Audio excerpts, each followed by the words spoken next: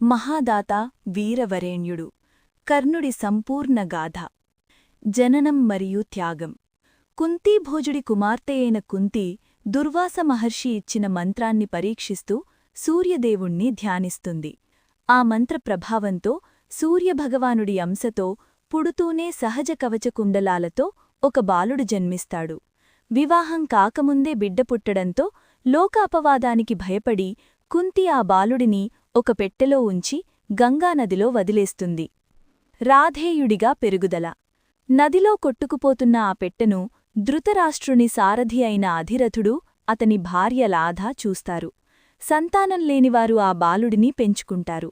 రాధ పెంచడం వల్ల అతనికి రాధేయుడు అని పేరు వచ్చింది. తల్లిదండ్రులు అతనికి పెట్టిన పేరు వసుషేనుడు. విద్యాభ్యాసం మరియు శాపాలు. క్షత్రియ కుమారుడు కాదనే కారణంతో ద్రోణాచార్యుడు అస్త్రవిద్య నేర్పననగా కర్ణుడు బ్రాహ్మణ వేషంలో వెళ్లి పరశురాముడి వద్ద శిష్యుడిగా చేరతాడు. గురువు శాపం. ఒకరోజు పరశురాముడు కర్ణుడి తొడపై తలపెట్టుకుని నిద్రిస్తుండగా ఒక కీటకం కర్ణుడి తొడను తొలిచేస్తుంది. గురువు నిద్ర చెడకూడదని కర్ణుడు ఆ నొప్పిని భరిస్తాడు. రక్తం తగలగానే మేల్కొన్న పరశురాముడు ఇంతటి ఓర్పు బ్రాహ్మణుడికి ఉండదని, నువ్వు క్షత్రియుడివని గ్రహించి అవసరమైన సమయంలో నీ విద్య నీకు గుర్తుకురాదు అని శపిస్తాడు. బ్రాహ్మణుడి శాపం. తెలియక ఒక ఆవును బాణంతో కొట్టడంతో ఒక బ్రాహ్మణుడు నీ ప్రాణాలు పోయే సమయంలో నీ రథం భూమిలో కూరుకుపోతుంది అని శపిస్తాడు. దుర్యోధనుడితో స్నేహం. అంగరాజ్య పట్టాభిషేకం. హస్తినాపురంలో రాజకుమారుల అస్త్రప్రదర్శన జరుగుతుండగా కర్ణుడు వచ్చి అర్జునుణ్ణి సవాలు చేస్తాడు. కులగోత్రాలు లేనివాడు అర్జునుడితో తలపడకూడదని కృపాచార్యుడు అనగా దుర్యోధనుడు వెంటనే కర్ణుడిని అంగదేశానికి రాజుగా పట్టాభిషేకం చేస్తాడు. ఆ రోజు నుండి కర్ణుడు దుర్యోధనుడికి ప్రాణస్నేహితుడయ్యాడు. దానగుణం మరియు కవచకుండల త్యాగం. కర్ణుడు సూర్యోపాసన చేసే సమయంలో ఎవరు వచ్చి ఏమి అడిగినా లేదనకుండా ఇస్తాడు. అర్జునుణ్ణి రక్షించడానికి ఇంద్రుడు బ్రాహ్మణ వేషంలో వచ్చి కర్ణుడి సహజ కవచకుండలాలను దానంగా అడుగుతాడు. అవి లేకపోతే తన ప్రాణాలకు ముప్పు అని తెలిసినా కర్ణుడు తన శరీరం నుండి వాటిని కోసి దానం చేస్తాడు. అతని దాతృత్వానికి నెచ్చి ఇంద్రుడు వైజయంతి అంటే ఏకగ్ని అనే శక్తివంతమైన ఆయుధాన్ని ఇస్తాడు. దీనిని ఒక్కసారి మాత్రమే వాడాలి. యుద్ధానికి ముందు కృష్ణుడు కర్ణుడికి అతను కుంతీ జ్యేష్ఠపుత్రుడని, పాండవుల పక్షాన చేరితే చక్రవర్తివౌతావని చెబుతాడు. కాని కష్టాల్లో తోడున్న దుర్యోధనుణ్ణి వంచించలేనని కర్ణుడు నిరాకరిస్తాడు. కుంతికి కూడా అర్జునుణ్ణి తప్ప మిగిలిన నలుగురు కొడుకులను చంపను అని మాట ఇస్తాడు. భీష్ముడు ఉన్నంతకాలం కర్ణుడు యుద్ధం చేయలేదు. 11వ రోజున ద్రోణుడు సేనాపతి అయ్యాక కర్ణుడు యుద్ధంలోకి దిగాడు. ఘటోత్కచుడి మరణం. అర్జునుడి కోసం దాచుకున్న వైజయంతి అస్త్రాన్ని మాయాయుద్ధం చేస్తున్న ఘటోత్కచుడిపై ప్రయోగించాల్సి వస్తుంది. యుద్ధంలో 17వ రోజున కర్ణుడు, అర్జునుడు తలపడతారు. శల్యుడు కర్ణుడికి సారథిగా ఉంటాడు. బ్రాహ్మణుడి శాపం వల్ల కర్ణుడి రథం చక్రం భూమిలో కూరుకుపోతుంది. పరశురాముడి శాపం వల్ల బ్రహ్మాస్త్రం ప్రయోగించే విద్య గుర్తుకురాదు. రథం చక్రాన్ని పైకి తీస్తున్న సమయంలో కృష్ణుడి సూచన మేరకు అర్జునుడు అంజలికా బాణంతో కర్ణుడి తల నరుకుతాడు. మరణించాక కర్ణుడి తేజస్సు సూర్యంలో విలీనమవుతుంది. ధర్వలాజుకు తన అన్న అని తెలిసినప్పుడు కుంతీని శపిస్తూ లోకంలోని స్త్రీలెవ్వరూ రహస్యాలను దాచలేరు అని చెబుతాడు. కర్ణుడు దోషుల పక్షాన నిలబడినప్పటికీ అతని దానగుణం, స్నేహధర్మం మరియు వీరత్వం అతన్ని భారత చరిత్రలో ఒక గొప్ప గీరుడిగా నిలిపాయి. అందుకే అతన్ని దానవీరసూరకర్ణ అని పిలుస్తారు. శ్రీకృష్ణుడు కర్ణుడి వద్దకు వెళ్లిన ఈ ఘట్టం మహాభారతంలోనే అత్యంత కీలకమైనది. ఇది కేవలం రాయబారం మాత్రమే కాదు, ఇద్దరు మహానుభావుల మధ్య జరిగిన గొప్ప తాత్విక చర్చ. ఈ ఘట్టాన్ని కర్ణోపనిషత్తు అని కూడా అంటారు. ధర్మ స్నేహాల సంఘర్షణ. పాండవుల తరపున కౌరవ సభలో శ్రీకృష్ణుడు చేసిన రాయబారం విఫలమైన తర్వాత ఆయన హస్తినాపురం నుండి తిరిగి వెళ్తూ కర్ణుడిని తన రథంమీద ఎక్కించుకొని ఊరి వెలుపలకు తీసుకువెళ్తాడు. కృష్ణుడు కర్ణుడితో ఇలా అంటాడు: కర్ణా, నీవెవరూ నీకు తెలుసా? నీవు రాధేయుడివి కావు, కౌంతేయుడివి. సూర్యభగవానుడి అనుగ్రహంతో కుంతీదేవికి జన్మించిన జ్యేష్ఠపుత్రుడవు.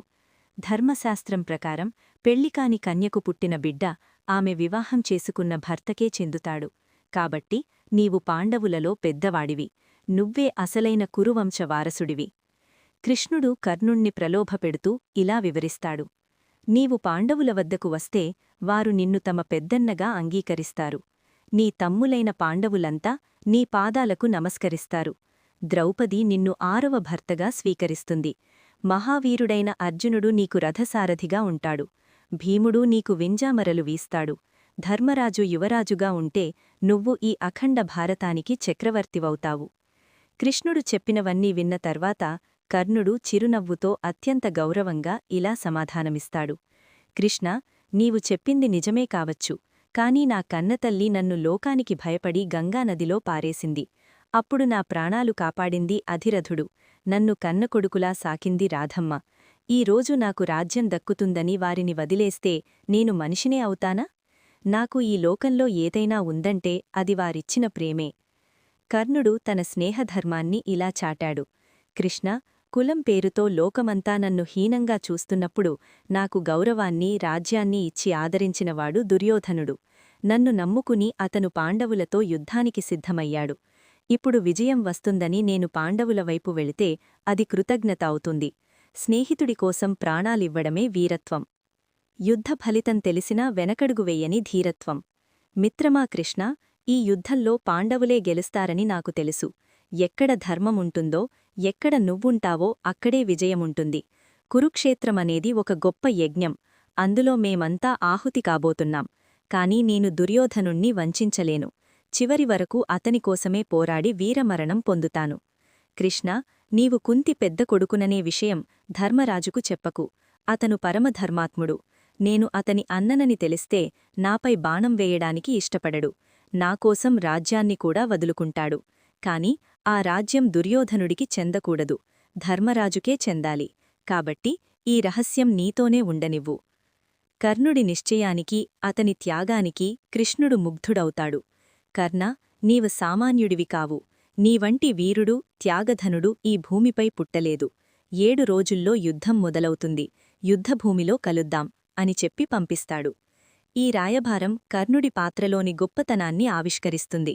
రాజ్యం, అధికారం, గౌరవం కళ్లముందున్నా కేవలం కృతజ్ఞత మరియు స్నేహం కోసం వాటన్నిటినీ తృణప్రాయంగా వదిలేసిన మహోన్నత వ్యక్తి కర్ణుడు.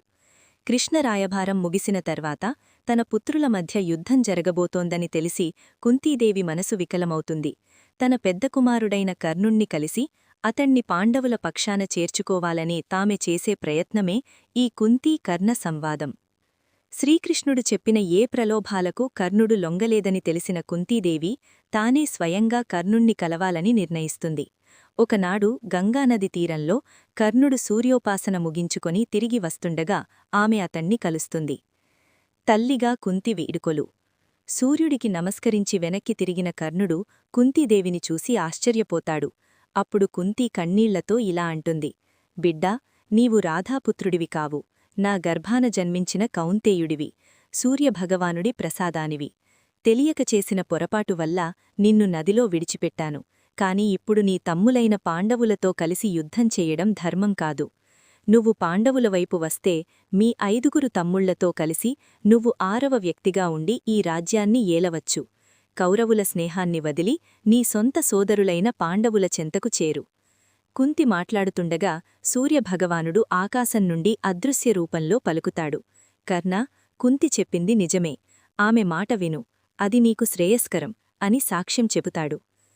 కర్ణుడి నిలదీత. తల్లికి వేసిన ప్రశ్నలు. తల్లి మాటలు విన్న కర్ణుడు భావోద్వేగానికి గురైనా అత్యంత వివేకంతో ఇలా అంటాడు. అమ్మా, ఇన్నాళ్లు నేను కులహీనుణ్ణని లోకం హేళన చేస్తున్నప్పుడు నన్ను రక్షించే తల్లి ఏమైంది? సభలో అవమానాలు ఎదుర్కొన్నప్పుడు నా తల్లి ప్రేమ ఎక్కడిదాక్కుంది? ఇప్పుడు యుద్ధం సమయానికి పాండవుల క్షేమం కోరి నువ్వు వచ్చావు తప్ప నామీద ప్రేమతో కాదు. నువ్వు నన్ను నదిలో విడిచిపెట్టినప్పుడే నా క్షత్రియ ధర్మాన్ని, సంస్కారాన్ని దూరం చేశావు. నన్ను పెంచి పెద్ద చేసిన రాధమ్మే నా తల్లి. నాకు రాజ్యమిచ్చిన దుర్యోధనుడే నా సర్వస్వం. ఇప్పుడు నేను అతణ్ణి వదిలేస్తే లోకం నన్ను నమ్మకద్రోహి అని పిలుస్తుంది. కర్ణుడు తన స్నేహధర్మాన్ని ఇలా చాటాడు. అమ్మా, నీ మాట పూర్తిగా కాదనలేను. కాని నేను పాండవుల పక్షాన చేరను. కాని నీకొక మాట ఇస్తున్నాను. అమ్మా, నీ కుమారులైన ధర్మరాజు, భీముడు, నకుల, సహదేవులను నేను యుద్ధంలో చంపను, వారి ప్రాణాలను విడిచిపెడతాను.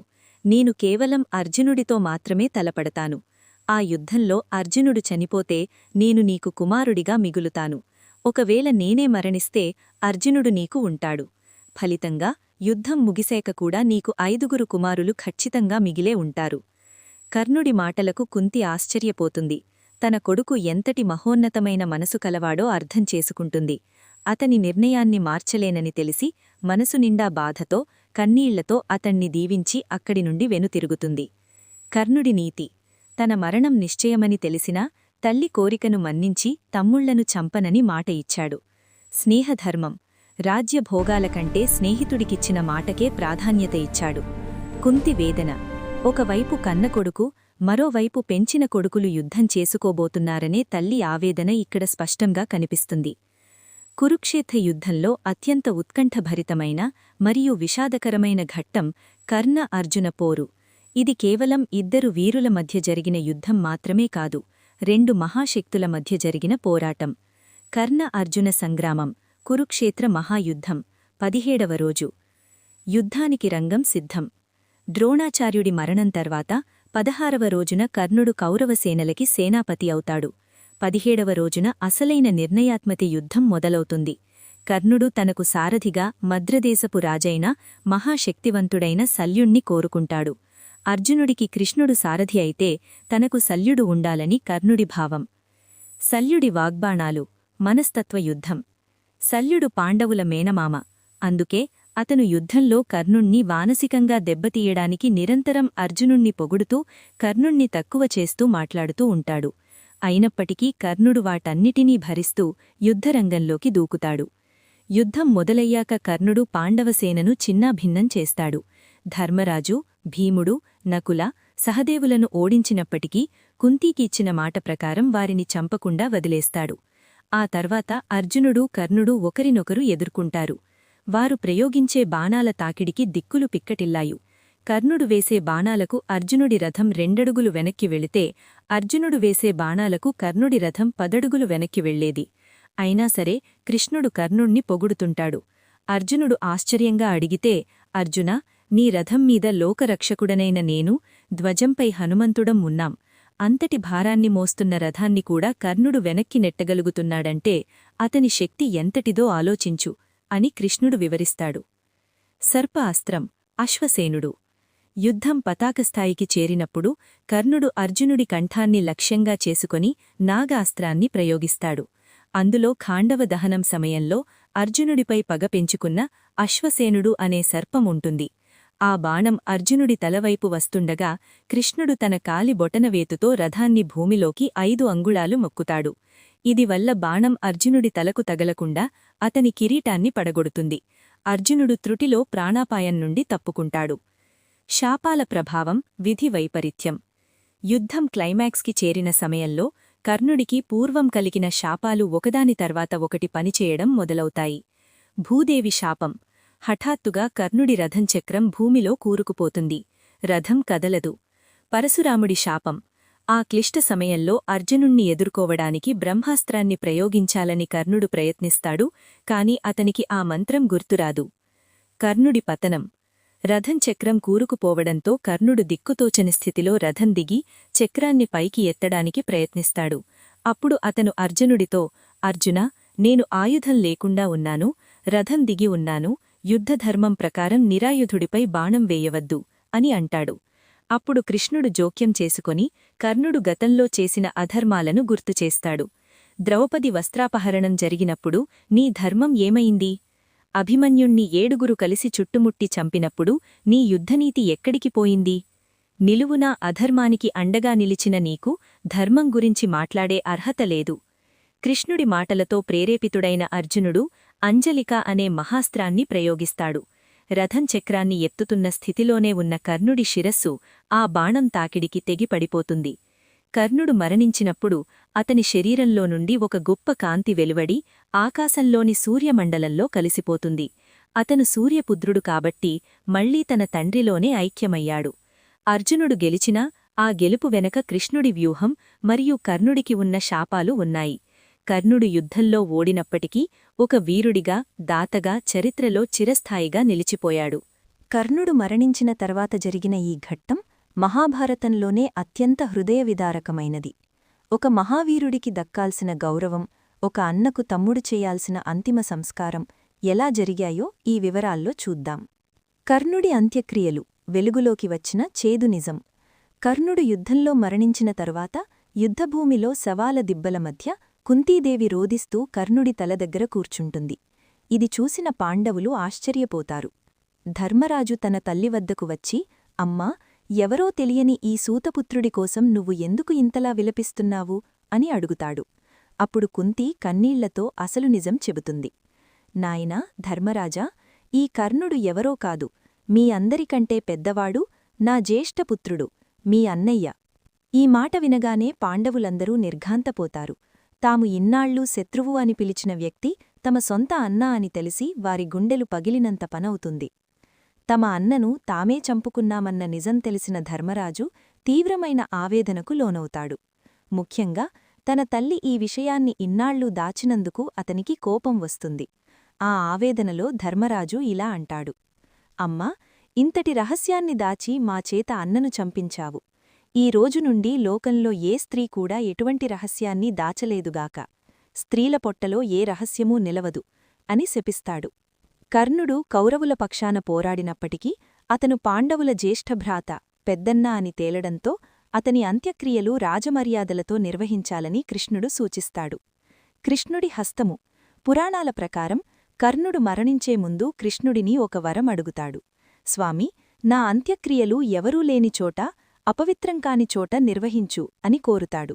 అప్పుడు కృష్ణుడు తన అరచేతిని చూపిస్తూ తన చేతిపైనే కర్ణుడికి అంతిమ సంస్కారాలు జరిపించినట్లు కొన్ని గాథలు చెబుతాయి. పాండవుల సంస్కారం. అధికారికంగా ధర్మరాజు తన అన్నగా కర్ణుడికి తిలోదకాలు ఇచ్చి దహన సంస్కారాలు నిర్వహిస్తాడు. దుర్యోధనుడు కూడా తన ప్రాణమిత్రుడికి కన్నీటి వీడుకోలు పలుకుతాడు. కర్ణుడికి 9 మంది కుమారులు ఉన్నారని చెబుతారు. వారిలో వృషకేతుడు మాత్రమే యుద్ధం ముగిసాక బతికి ఉంటాడు. కర్ణుడు తన అన్న అని తలిసిన తర్వాత అర్జునుడు వృషకేతుడిని చేరదీసి అతనికి అన్ని విద్యలూ నేర్పి తన సొంత కొడుకులా చూసుకుంటాడు. కర్ణుడి జీవితం పుట్టినప్పటినుండీ చనిపోయే వరకు అన్యాయం అవమానాల మధ్యే గడిచింది. కాని అతను చనిపోయాక పొందిన గౌరవం, అతనికి లభించిన దానవీరసూర అనే బిరుదులు అతన్ని అమరవీరుడిని చేశాయి.